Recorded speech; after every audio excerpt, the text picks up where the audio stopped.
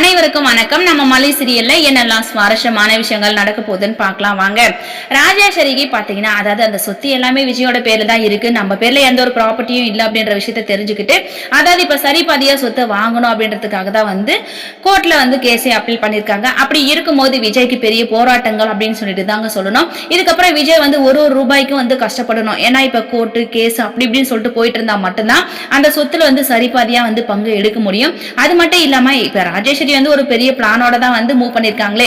எப்படியும் சொத்து நம்மளோட கைக்கு வந்துருச்சுன்னா இந்த விஷயம் நம்ம பிளாக்மெயில் பண்ணலாம், அவனுக்கு வந்து ஒரு ரூபாய் சொத்து கூட கொடுக்க கூடாது அப்படின்ற ஒரு எண்ணத்துல தான் வந்து ராஜேஸ்வரி இருக்காங்க.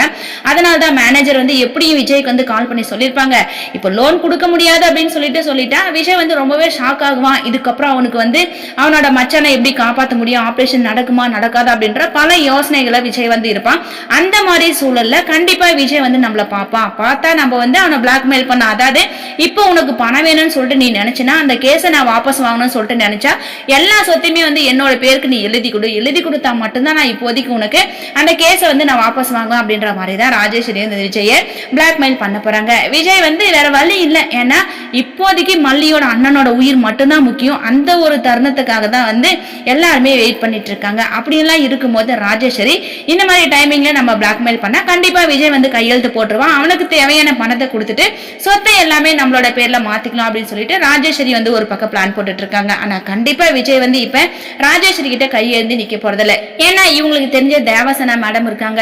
கடைசி நிமிஷத்துல நம்ம மல்லி, அரவிந்த் இவங்க எல்லாருமே சேர்ந்துக்கிட்டு நம்ம தேவசனா மேடமோட பேத்தியை காப்பாத்தினாங்க. அப்படியெல்லாம் இருக்கும்போது கண்டிப்பா தேவசனா மேடம் பாத்தீங்கன்னா மல்லி, விஜய் இவங்க ரெண்டு பேருக்கும் உதவி பண்ணதான் போறாங்க. அதாவது பணத்தை கொடுத்து உதவி பண்ண போறாங்க. இல்லையாட்டி நம்ம கதிரேசன் இருக்காரு, சோ அவரால் முடிஞ்ச உதவியும் வந்து பண்ண போறாங்க. இப்படியெல்லாம் இருக்கும்போது ராஜேஸ்வரி தப்பு கணக்கு போட்டுட்டு இருக்காங்க. விஜய் பிளாக்மெயில் பண்ணி நம்ம சொத்தை எல்லாம் எழுதி வாங்கிக்கலாம்னு சொல்லிட்டு எதுவுமே நடக்க போதில்லை. கடைசியா ராஜேஸ்வரி வந்து ஏமாந்துதான் போக போறாங்க. வாங்க வெயிட் பண்ணி பார்க்கலாம். இந்த வீடியோ பிடிச்சிருந்தா லைக் பண்ணுங்க, ஷேர் பண்ணுங்க, கமெண்ட் பண்ணுங்க, மறக்காம நம்ம சேனலை சப்ஸ்கிரைப் பண்ணுங்க. தேங்க்யூ.